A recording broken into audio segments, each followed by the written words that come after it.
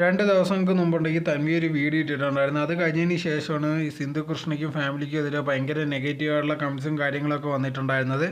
അതിൽ സിന്ധു കൃഷ്ണയ്ക്കെതിരെ സിന്ധു കൃഷ്ണയുടെ സ്വന്തം അമ്മയെ നോക്കുന്നില്ല, അവർ ഒറ്റയ്ക്കാണ് ജീവിക്കുന്നത്, എന്തുവാണ് ഇങ്ങനെയൊക്കെ ചെയ്യുന്നതെന്നുള്ള രീതിയിൽ ഒരുപാട് ചോദ്യങ്ങളും കാര്യങ്ങളൊക്കെ വന്നിട്ടുണ്ടായിരുന്നു. ആ സമയത്തുണ്ടെങ്കിൽ സിന്ധു കൃഷ്ണന് മറുപടിയോ കാര്യങ്ങളോ ഒന്നും പറഞ്ഞിട്ടില്ല.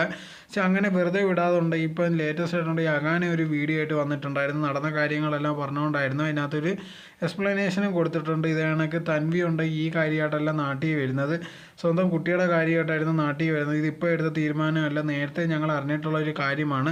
അതുപോലെ തന്നെ അമ്മൂമ്മയുടെ കാര്യം, അമ്മൂമ്മ വയസ്സായപ്പോഴത്തേക്കുണ്ട് ഈ ഭയങ്കര അറഗൻസും ഭയങ്കരമുള്ളൊരു സ്വഭാവത്തിൽ വ്യത്യാസം വന്ന് ഞങ്ങളുടെ അടുത്ത് മോശമായിട്ടുള്ള രീതിയിലും ഭയങ്കര പറയാൻ പാടില്ലാത്ത കുറേ കാര്യങ്ങൾ ഞങ്ങളുടെ അടുത്ത് പറഞ്ഞിട്ടുണ്ടായിരുന്നു.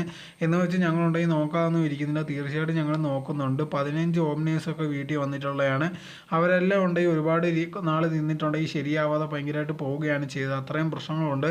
എന്നിട്ട് പോലും ഞങ്ങളുണ്ടെങ്കിൽ നല്ല രീതിയിലാണ് നോക്കുന്നത്. എല്ലാ ഫാമിലിയിലും ഉണ്ടെങ്കിൽ തീർച്ചയായിട്ടും പ്രശ്നങ്ങളുണ്ട്, ഇല്ലെന്നൊന്നും ഞങ്ങൾ ഒരിക്കലും പറയുന്നില്ല. എന്നാൽ പോലും ഉണ്ടെങ്കിൽ ഞങ്ങൾ അമ്മൂമ്മയെ നോക്കാതൊന്നും ഇരിക്കുന്നില്ല, ഇപ്പോഴും നോക്കുന്നുണ്ട്.